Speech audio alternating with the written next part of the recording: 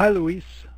Congratulations on winning the prize of Best Animation this month on 11 Second Club. I think your scene is great, especially when I saw that you did it in 2 weeks. It's very polished, looks very refined, really a lot of great things about it. So my name is Jay Jackson. I'm currently a freelance animator. I'm working on a project with an artist that's going to be shown in galleries, but it's computer animation, and that's kind of all I can tell you about it.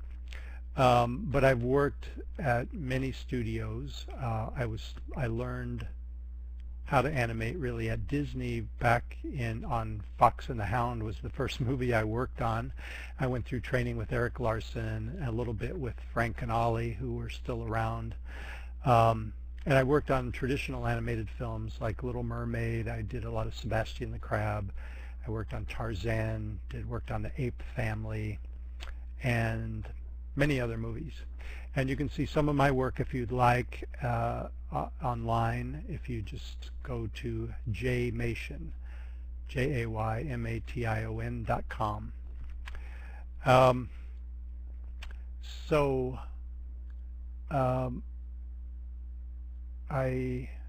let's talk about your shot here. I think it's really good. The comments I have might make it a little bit better. And they're just some ideas that, things that came to mind that may help you. The first thing I wanted to just talk about is the staging, which is generally pretty good. I mean, it's pretty simple. You just have 2 shots, and it's clear. I understood everything the first time I watched it. I just think it could be a little bit better. For one thing, you set up the fact that I guess he's the principal, is much taller than the kid, right? So in shot 1, you've got this relationship where one is much taller than the other, which is good. And then you cut to this shot, and now for a lot of the shot, they're kind of the same height in the frame because of where you have the camera and so on. But if I look at this, I can see that the camera is up above the desk kind of looking down, and then we see here that we're still above the desk looking down. So anyway, minor thing that you could do is in this shot you could make the boy shorter. You could just pull his head down, and to keep that sort of status going and then the principal might, be looking down at him more. And I think that's one thing that would help with the cut and the continuity. Another thing I think would help, and I don't know if you know about the rule of thirds, which applies to photography and cinematography. If you divide your screen into thirds both ways, it's more interesting, rather than having your character be right in the middle, to have them be on one of these lines, and then preferably centers of interest could be at those intersections. Those just happen to be the most interesting. It's just a guide for creating interesting compositions. So another thing I would do if I were you, because like if we're looking at the boy in shot 1, we would say focus right there between his eyes. Let me go to the end of this scene. Hold on.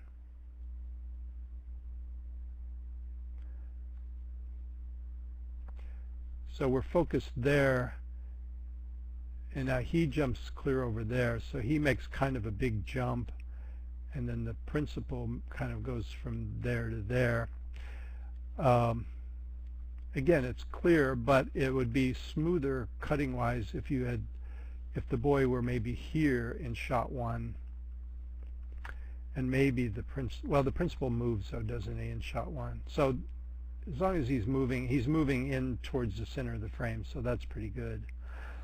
But yeah, I would either move the camera or move the boy so that he's more there. And then when you go to, sorry, I should have done that in the last frame. hold on. Yeah, so if the boy's here, and then we cut, and then maybe you move his head a little bit there, so he doesn't move so much in relation to the screen. And then actually you could even have the principal stay a little more on the right. Those are just some thoughts about composition. Okay, so I watched this a couple of times, and I was focusing on the character, and I'm thinking how nice the animation is, and I noticed the principal reaches over and grabs this can and moves it over. Well, oh, it's funny, I just now saw this black fuse, but that's part of my point. The first couple of times I watched it, I thought it was like a can of soda. I didn't really look at it that closely, but it looks kind of like, you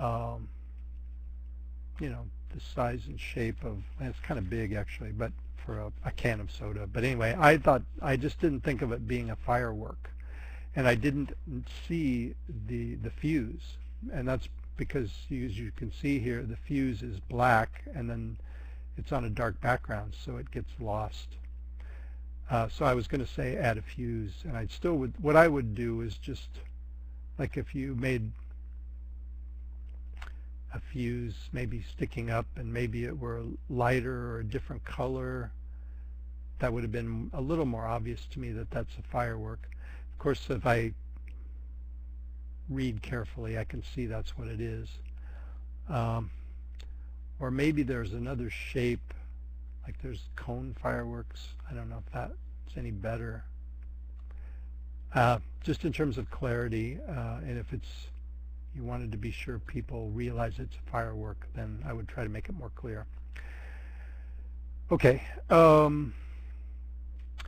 So some of the things I'm going to say were already mentioned by other people on the 11 Second Club site. People mentioned that the boy freezes or he doesn't move at all in shot 2. I'm sure you probably just ran out of time or energy or whatever. So let's just talk about that. Even in shot 1, I feel like his head moves up and then it just freezes. So to me it's kind of a hard stop, which makes it feel a little mechanical. One simple thing you could do is just do a little overshoot and settle. So he lifts his head up and comes back down slightly.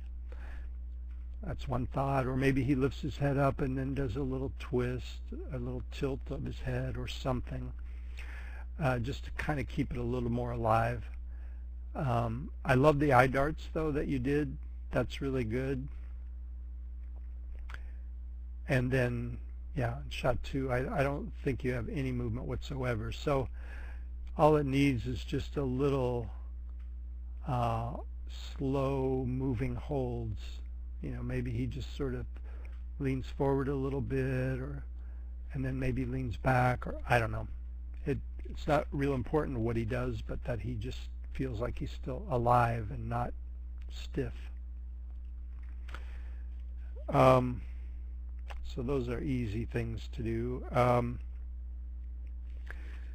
Couple of other things I noticed. Let's play it here. You mind if I give you a bit of advice? Actually, I should point out some of the good things you did too. This is really smart, the way you cut on action. So obviously you know that, but for the sake of other people who may be watching, you know, it's much nicer that the principal starts his turn in shot 1 and finishes it in shot 2, and that makes the cut pardon me, that makes the cut smoother and less noticeable. And by the way, I really like this rig that these rigs you're using. I don't know where you got those. I'm not familiar with them, but I like the fleshiness and this. I like the way the arms and shoulders work in this character, and I'm amazed amazed at how nicely you did this too, because that can be problematic, trying to get a character to cross their arms and have it feel natural. But I think you did a great job, and you've offset your body parts, which is great. You don't have both hands just suddenly go into the crossed arms at once. You have first the left arm goes under, then the right arm goes under, then the elbows and shoulders come down. That's all really nicely done. So good work there. I'm assuming you're a pretty experienced animator to see that when I see all these things, because these are kind of common problems for very beginning animators. There's a few places where I did feel like a little more residual movement or overlapping movement, or however you want to refer to it, could help you. Like here, he puts the paper down and his hands seem to just kind of freeze. Like they're still moving there, but they stop pretty quickly. I think at maybe frame 85 or 84, and then they're just kind of frozen there for a while. And I don't think you need much movement at all there, but just a little bit of something on one or two fingers, or a little bit of subtle rotation on a wrist or something, so that those hands don't feel frozen for quite that long a time. And see how it feels good and kind of natural that the fingers are still moving even though he's already let go of the paper. So I would just kind of continue with that. Maybe the thumb just keeps moving a little bit longer and then relaxes. You want to, when you come out of a hold too, when you've got both hands held for a long time and then you're going to suddenly move both hands, it's almost always a good idea to move one hand first. And I think you give one, maybe you have this hand start to move one frame sooner than the other. You could probably have it increase that offset a bit, so one hand starts and then a few frames later the other one starts. That usually helps make things feel less robotic. Of advice. Of course, you know this because you're It's kind of the same when he comes to a stop here. I like the way you do it. I like all the movement that's happening there, but then it feels like everything stops right around 107, and then the hands are just kind of frozen until 114. So that's only 7 frames. So, you know, maybe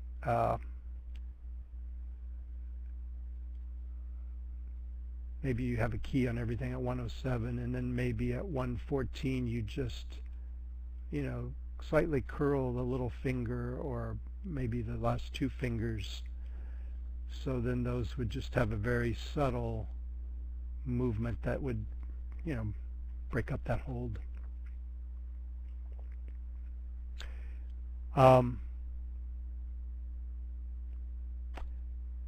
By the way, those things I'm telling you, like if you're working on a movie, some directors are okay with things holding in a dead hold, and some really don't like anything to ever go into a dead hold. So part of it is personal preference, and part of it is, like I said, depends on the picture you're working on and kind of the rules of that picture.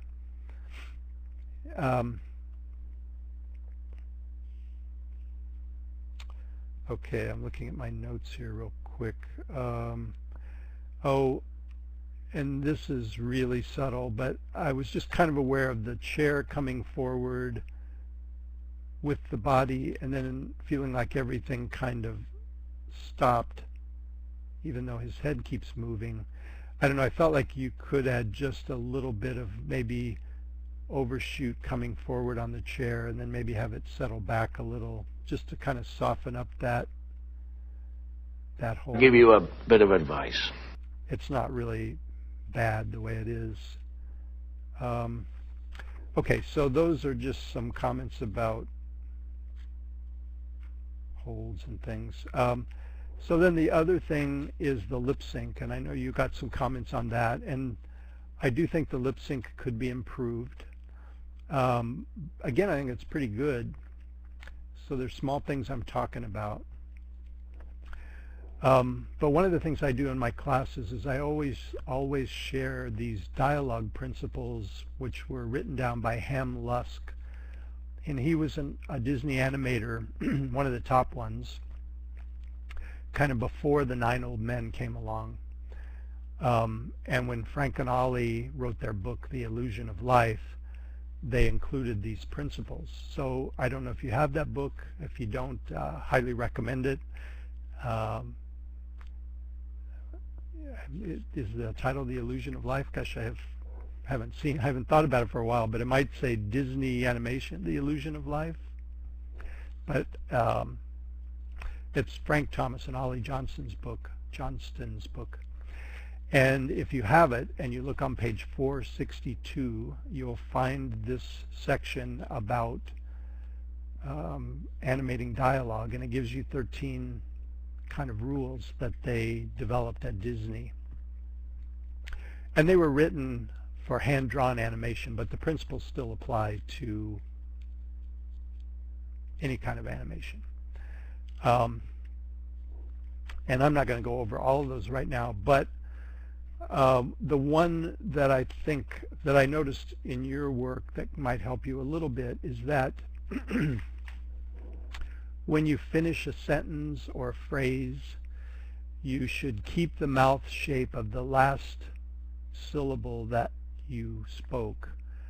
You should keep that mouth shape for a while and then kind of let the mouth relax. So like if a word ends in ooh, even after the sound stops, you might still keep that ooh mouth shape for several frames before you relax the mouth.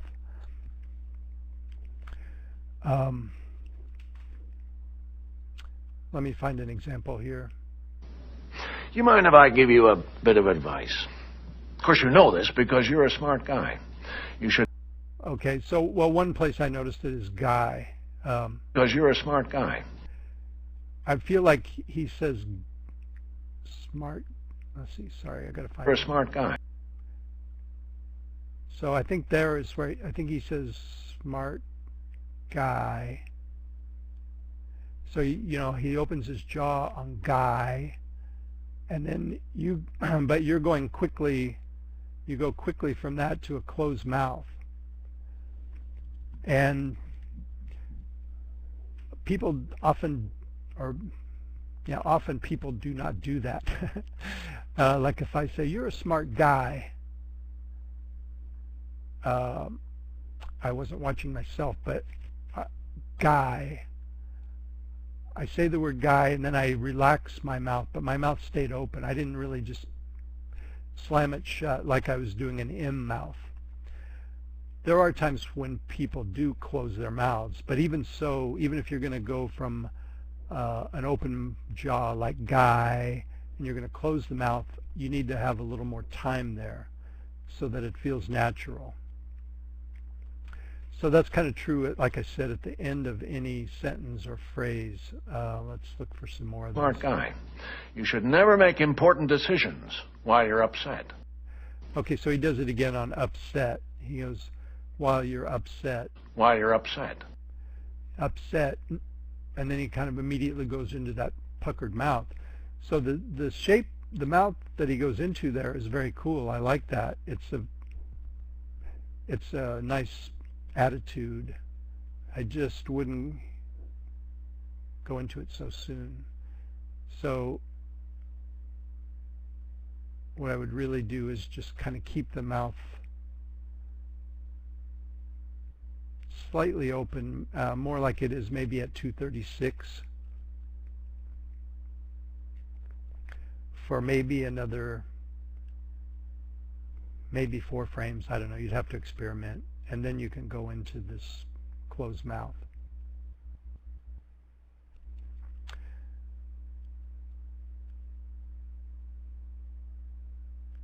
Okay, then... Bit of advice. I feel like you could use some more work on this, a bit of advice. And if I give you a bit of advice? I can feel the B of bit, which is good. And if I give you a bit of advice? And it looks like you know one of the rules is that when you do a B mouth or an M or a P and you close the mouth, you need to have that for at least 2 frames so that it reads. Because if you have the mouth open, you close it for 1 frame and then open it again, sometimes you don't even see it, or it feels like a pop or almost like a mistake. Anyway, you've got the mouth closed for quite a few frames there, so that's good. But then you open it for the next syllable. I give you a bit of advice. Bit of advice. Well, I think it's mainly the word advice that I'm not feeling. Bit of advice. And of course he's moving his head a lot. So one thing I've found is that if the head is moving around a lot, I often exaggerate the lip sync more because it can kind of get lost in the movement. And you've got another issue whenever you open the mouth and the head is, facing camera. We see that really well, but if you tilt the head this way and you open the mouth, it's almost unnoticeable. So I would probably overdo that a little bit. Like for advice, maybe I guess it's right in there. I would just probably go ahead and just open the jaw wider there for that advice. Let me, I'm going to go back and just do that in black, and then we can just play that and see how that feels.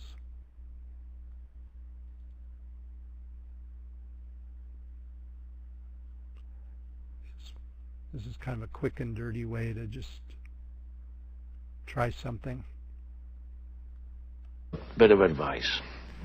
So yeah, so I think that would help you there. Advice. Oops, I didn't go back far enough. And if I give you a bit of advice. So I think it's important that you feel that open jaw on advice. And by the way, this is a great technique. I don't know if you know it, but when you're doing dialogue, it helps to rest your elbow on something and then rest your chin on your fingers and say the dialogue. And you can really feel where the places are where you need to open the jaw. So if I say a bit of advice, I can really feel, on a bit of, I just feel a little vibration. But when I got to the ice of advice, I felt a really big open on the jaw. So that can help you decide where to put in those accents. Of course, you know this because you're a smart guy. You should never... It looks like you understand it all pretty well, all the stuff I'm saying, because you did this part really nicely. Of course, you know this because you're a smart guy. You should never... Yeah, just guy, I just really feel like you rushed out of that guy, out of this mouth shape too quickly. That's a good shape right there. So I would have just kind of kept the mouth open longer and then, eventually let it relax. I don't think this is going to work very well, but we'll see. Because you're a smart guy. You should never... Yeah, something like that. Because you're a smart guy. You should never make important decisions. Okay. You should... You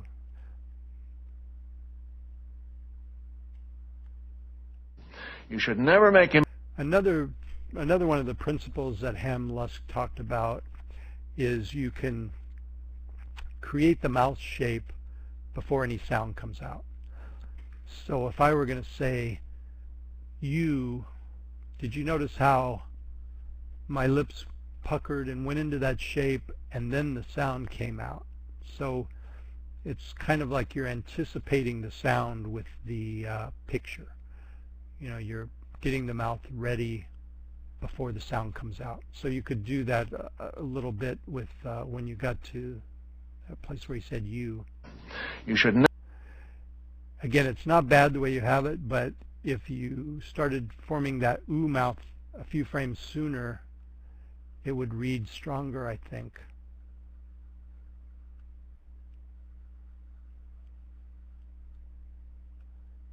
Maybe I should have made that one a little smaller. See if that makes a difference. Smart guy. You should never make Yeah, see, I think that feels better too.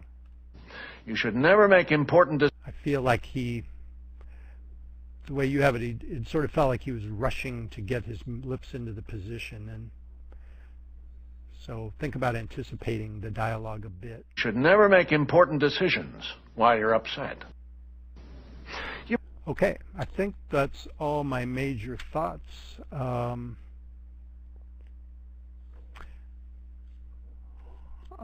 Let me watch it one more time and see if there's anything I've forgotten. You mind if I give you a bit of advice? Of course, you know this because you're a smart guy. You should never make important... I want to just say I love the way you change his head angles. And the acting choices you made, I think, are really good. It feels very natural. And I like this, too, the way the head dips down and goes back up. He feels very fleshy, and I love the shoulders there. Also, you did a really nice job on the eyes. I often give a lot of notes on the eyes and the brows. I really haven't even mentioned them yet.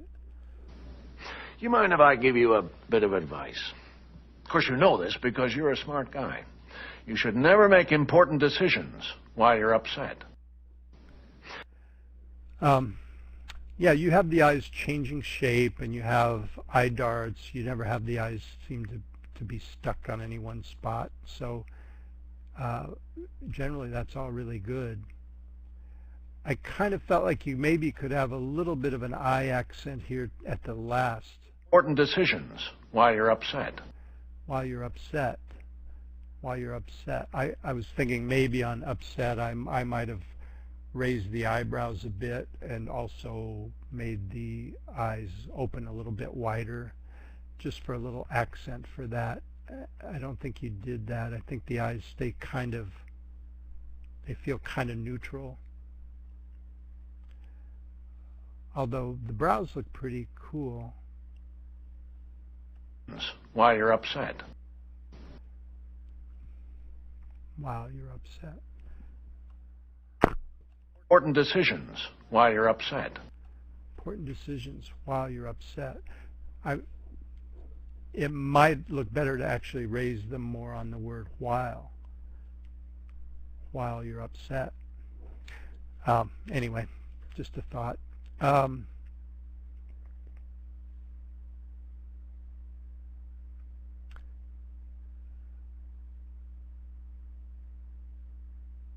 Nice work with the hands and the fingers. That all feels pretty nice. I like the way you let go of the firework. Okay, I think that's all my thoughts. Again, great work. I'm impressed. Hope this helped, and good luck. See you later.